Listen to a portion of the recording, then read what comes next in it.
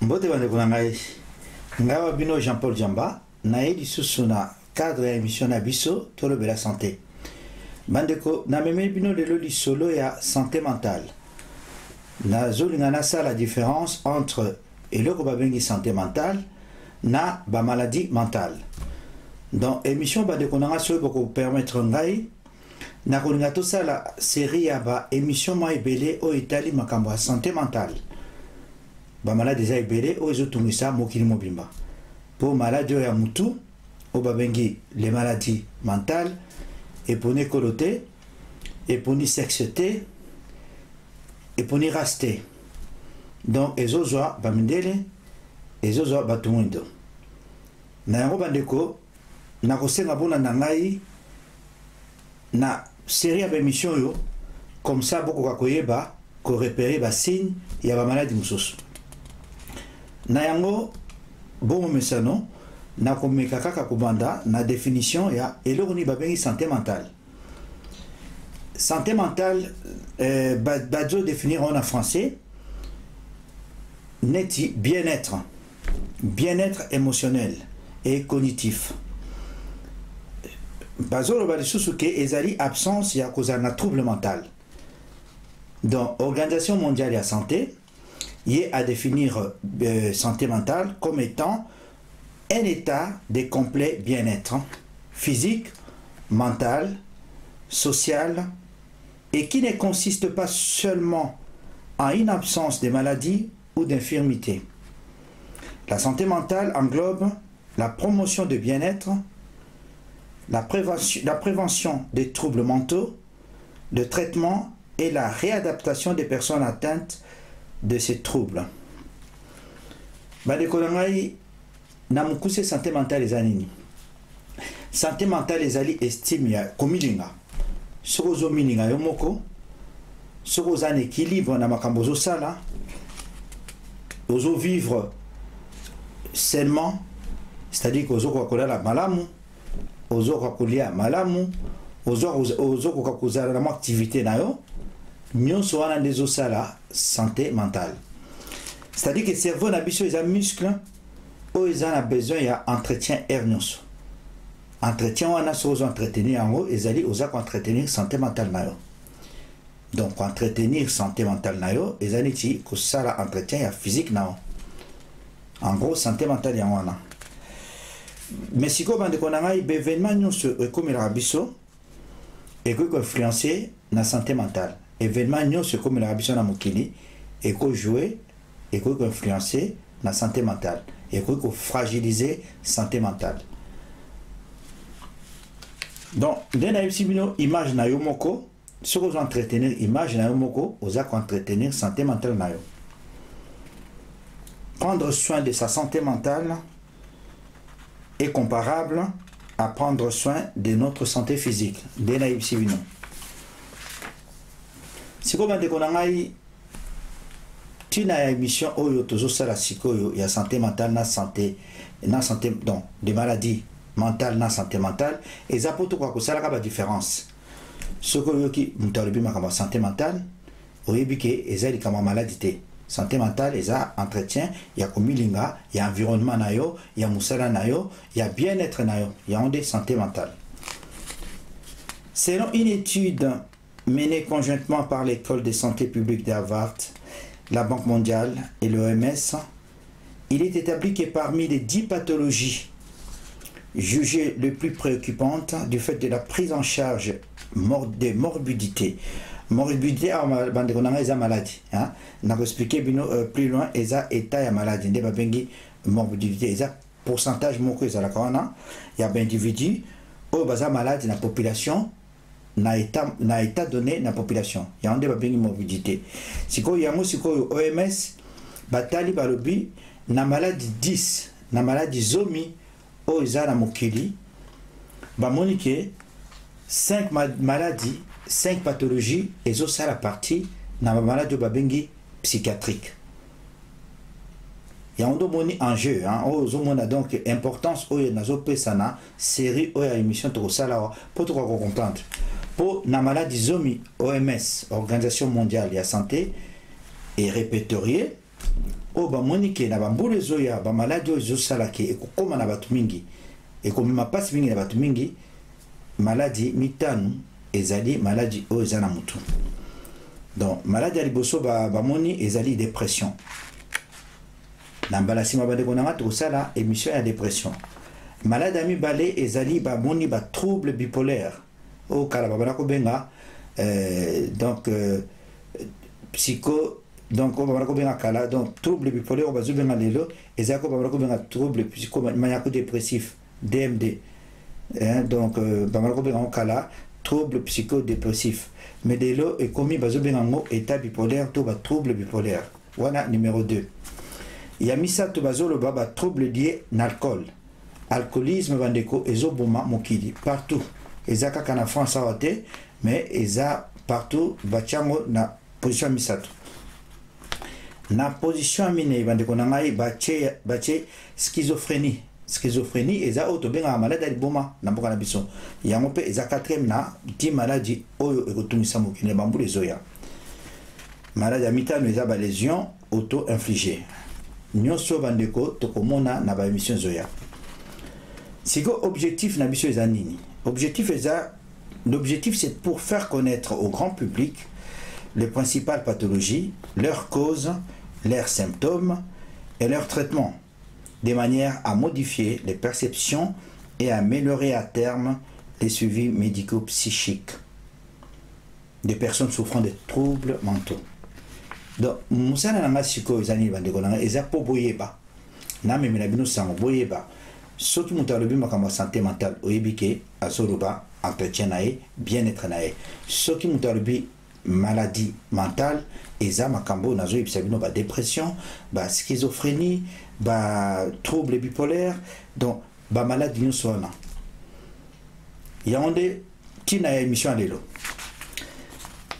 sikoyo bandeko na nga na ngana explike bino eloko babengi incidence soki balobi incidence ezali nombre ya banouveau cas na maladie moko bonde babengi incidence sikoyo prévalence ezali la somme de tous les cas mibale wana nde ezosala ke balobela morbidité ya maladie sikoyo bandeko na ngai bachiffre po il faut ka tosalaka barecherche bachiffre ezali mais il faut transmettre après bachiffre sikoyo bachiffre bandeko na ngai eza nini donc objectif nde nayebisi bino ezali kosensibiliser bino kosensibiliser grand public na baquestion ya santé mentale. Les troubles psychiques désignent des maladies recensées dans les classifications diagnostiques oyo ezali toza na badocument moko amine na wa baclassification oyo baklasaka bamaladi maladi na maladi eza na numéro nango donc ezo déterminé bon on a expliqué bien quand on a le bac en français nde bakomi dans les troubles psychiques qui désignent les maladies recensées dans les classifications diagnostiques selon les critères précis, ils correspondent à des symptômes de durée variable, plus ou moins sévères, handicapantes, n'est-ce pas troubles dépressifs, troubles bipolaires, schizophrénie, addiction, naba maladie mususu o bengi autiste. Chiffre c'est les années en France, une personne sur 5 risque de connaître un trouble psychique au cours de sa vie. Donc, mutumoko sur 5 na France awa akoki kobela to akobela maladie na parcours la vie nae akosa la dépression, akosa la trouble addiction, akosa la trouble alimentaire, akobela maladie babengi schizophrénie. Voilà ezali ba statistique. France bande konanga maladie toujours le belalelo France ezali neuropawa parmi ba maladie ba dépression ou ezo sala na France awa bato bazo kufa mingi c'est 50% ya bato bazo bela ba maladie de dépression baza traité pour 40 secondes nous sommes dans la dépression mutazo kufa na suicide dû na dépression. Donc makaneti makambo na zo sabino total on a dépression pour na expliquer au psychoate. Donc maladie à otali mutu bato bazo ke la mosoni ezali ti ba maladie musuna banako sabino bato bazo sala maladie neti ba dépression neti ba schizophrénie ba c'est il y a rupture na ba famille na ba ninga ba mi bombaka or bande konanga lelo ba maladie mingi ceux qui besoin prise en charge ceux qui besoin avant bato ba comme stable na makambo bede ya on de tina émission bande konanga eza pona ko déstigmatiser pour ko stigmatiser ezali ko laksa mutu mosapi tikoyo but ya émission yo ezali ko kebisa bato et puis ko tia mutu mosapi te po o ekomeli moninga lobi ekokomela santé bande konanga santé ya mutu c'est fragile biso tout oza vulnérable de maloba ya onde plus ozo ka makambo plus ozo sentir ozo ka renseignement to information oyo eza bien vraiment ko tambisa yango. Et puis l'entourage na yo yo moko ko repérer ba signe mususu pour tana ba mususu a belaka depuis des années mais na famille balobaka ka kindoki na famille balobaka ka ah ya zaraneka bongo or soki oyo ki émission yo tina suka o landi ba émission yo okoki ko sauver mutu okoki ko aider mutu o memi na SMP zali centre médico-psychologique ba psychiatre bazawana ba assistant social bazawana ba psychologue bazawana ba infirmier bazawana donc eko aider mutu abanda ko na traitement au moins appel mutu azongeli na vie normale azongeli na société na vie active. Donc c'est ça le but de cette émission. Siko bande ko ngai voilà n'expliquer bien par rapport à santé mentale. Siko toko da siko na ba maladie mentale ezani ni ba maladie mentale nako banda ko expliquer bino ko pesa bino définition comme d'habitude. Donc les maladies mentales ce sont des affections qui perturbent la pensée, les sentiments ou les comportements d'une personne de façon suffisamment forte pour rendre son intérêt social problématique ou lui causer des souffrances. Donc maladie mentale définition na yongana ezali maladie o ezozo mutu ezozo penser na yo makanisi na yo ezozo ba sentiment na yo ezape ko comportement ndenge ozo tambolela. Donc siko ba mala misa banka misa toana ezo perturber etamboli na yo siko yo ezo perturber etamboli na yo na ndenga social na ndenga société et puis ezo peso souffrance ezo peso passe o ba benga douleur morale. La maladie mentale et même la douleur morale. Batouana va souffrir mingi. Mais comme baza na rupture na réalité, bazo sentir la montée. Yango na bandeko définition. Sikoyo ndena bisibino deuxième partie à émission tous autres le maladie mentale avant to ko développer moko na moko ya ba maladie.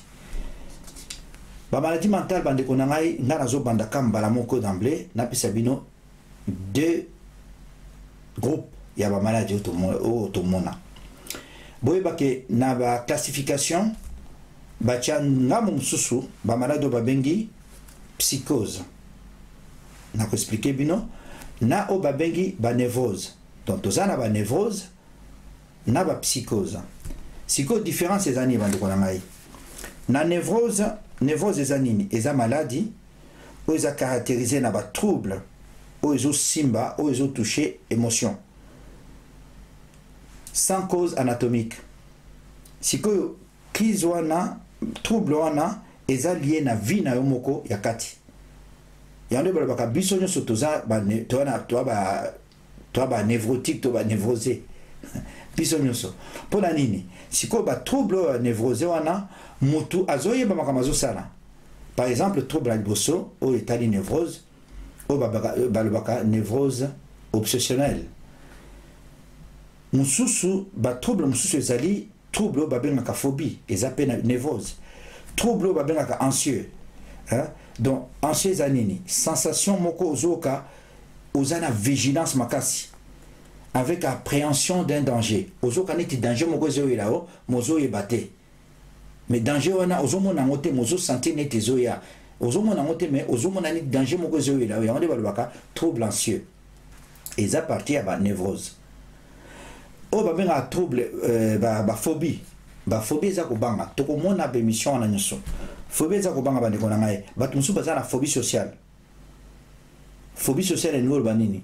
À cause de malobande na zolo baboete aloba na public akokate babengo phobie sociale bato musu baza na agoraphobie neti grande na ba hypermarché toza na bango na potowa ba grande surface banini akokokota te azobanga bato musu baza na phobie o babengi claustrophobie ke esika nyonso ekangama neti baascenseur banini ya kokota te. Ozomona wana eza ba névrose, eza ba trouble psychiatrique.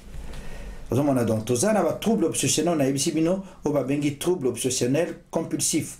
Na mukuse ba benga otok. Et a muto azana rituel que nanda kwa kobima akangi porte. A kominare po bomona niveau de souffrance ba de konangaye. A kominare ya bus to na gare azongeliti nanda kunaye atala so porte akangi te. On appelle azongi liso comme na katika chanzera azongi liso na ndako atala soki gaz akangakite et la souffrance ko salate na journée mobima ba benga un trouble obsessionnel compulsif.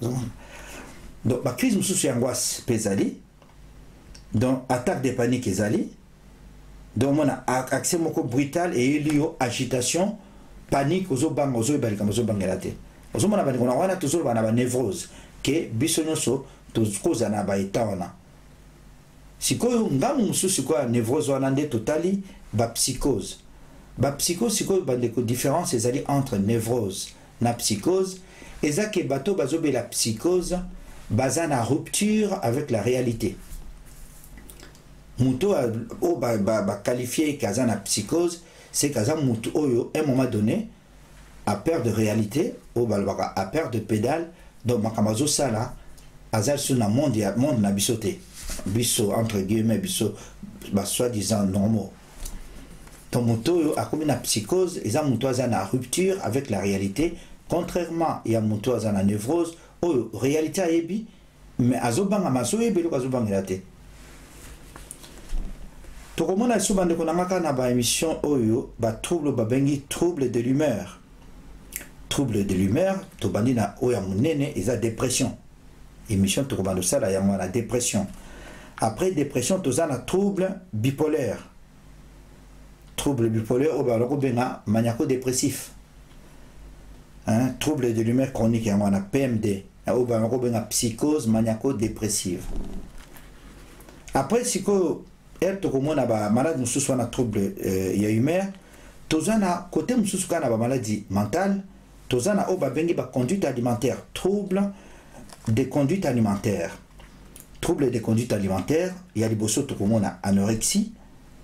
Anorexie, la définition liboso les aliments appétit. Mais anorexie, il y a comme maladie au benga anorexie mentale. Ndé komike mutazoli al susute azunga konda. On verra ça aussi. Après anorexie, tokomona susu boulimie. Boulimie ezanini, eza syndrome moko, il y a ingestion impulsive. La grande quantité de nourriture associée d'un sentiment de culpabilité. Voilà des définitions. Après Moutou, au Koluka, au Sanza, au Bimsabirino Soliaki. Donc ça la permission. Après le développement, on a aux hommes on a psychose, toqué na névrose, après toqué na trouble d'humeur, après toqué na conduite alimentaire, après toqué na trouble de développement. Na trouble de développement, tout le monde a autisme. Après tout le monde a Asperger, après tout le monde a hyperactivité. Un bateau mususu bazaka hyperactivité, tout le monde a perdu. Au moment où on a donc ensemble il y a ba émission que vous allez belé. Donc ça moi étape il y a ba émission on a pour comprendre que un jour faut boki likambo. Boyebi que possible yokango. Bon, si qu'on conduit à tenir. Pour mieux comprendre, il faut que les facteurs de risque ne soient pas malades ou les maladies mentales. tous un facteur mingi génétique. Tout le monde a peur. Naba maladie mentale génétique et mingi. Naba maladie mentale bande konamai ba cannabis pe eza ebele bato bazome na babangi et panzaka pe moto. Naba maladie mentale toza pe na ba infection. Toza pe na ba trouble infantile. Ba stress sévère na kobotama, ba complication obstétricale. Mama zobota bwana wakobi misaye yakoza na pena ba complication ti akoli et PCP maladie mutu. Tozana isolement na précarité yabatu. Kimobola elekate, kimobola pesoke eleki et ko commissionné ti liboma.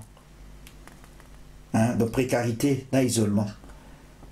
Bato ba utaka neti biso to utaka na bamboka mususu immigration pe bato ba komakawa soka ko s'adapter te akobela pe mutu. Urbanicité pe ezope sa pe ba maladie mususu. Donc les sons ya ko retenir na nyonso wana il faut que yebake mutu na mutu azwa akoki ko agir différemment. Nous ne sommes pas toza ne balubaka to ko agir biso nyonso ndenga moko te. Bato musu baza fragile, bato musu baza maana makasi on attaque quelle que soit situation akoki ko s'adapter. Donc on appelle yango po stress et nini manque d'adaptation. Soki likamboye okoki ko bundana likambo te to okoki kimango te ya ndé même la biso ba dépression. Donc on a une émission de dépression lundi. Voilà bande konangai pona makambo ona ngana sola na bino lelo différence ezali entre santé mentale na maladie mentale. Siko pona aide bande konangai bato bazoko na maladie santé mentale ou maladie mentale famille ezo souffrir mingi famille zo mona passe mingi pona nini famille bazo mona ka regard ya bato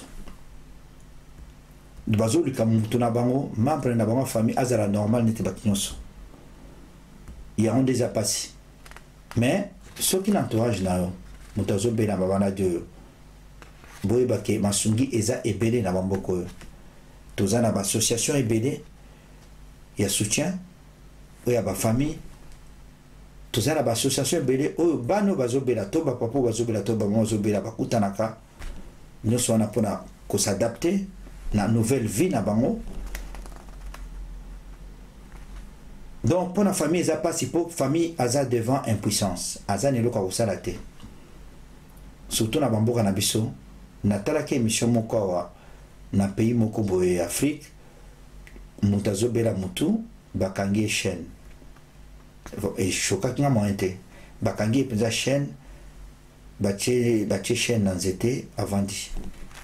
Nous avons une souffrance à baboti, souffrance à famille. Il y a des bateaux mingi, basizola kaba kimaka. Donc culpabilité, les aibélés. Mais conseil Zakamoko, il faut vivre et ne pas se couper du monde.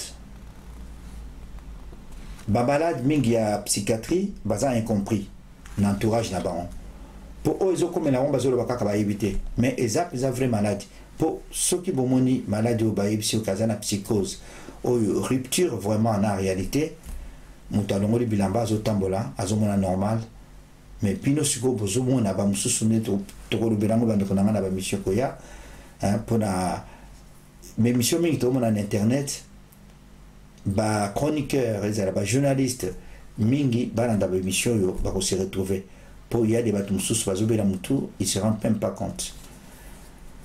Voilà bande konangai na première série ou émission to fongo lelo il fallait la bande ko définir déjà santé mentale et zanini les maladies mentales et zanini sikoyo après to la série to ko la dépression to la schizophrénie to la nyonso vraiment muketi comme ça vous ko comprendre to ko ta na monde ya psychiatrie na ko suisa kande mama na ngaba na ko bisangai papa de bakinde kama nyamase zoto kolongono elekiloso nyama nambisi zama batela biso tomona balasima. Merci beaucoup. C'est Pela TV et yena makambu ya sikali susu o ba chaîne ya France eza na kati, ba chaîne ya Congo eza na kati, ba chaîne ya Londres eza na kati. O ngomona makambo ya politique ya sika, o parti AA eza na kati, o parti BB, o CFAIO eza na kati ya Sepela TV. Bouquet comme ya muke boye, o tina poche voyager na ngokeno partout lingi. Na bouquet na Sepela TV. Sepela TV. Mais ma biso ndongo ma biso wana 4K, machine ma daka daka. Sepela TV. Bienvenue dans le monde de Sepela TV. Sepela TV est le décodeur qui vous permet de suivre les chaînes du Congo en direct de la diaspora.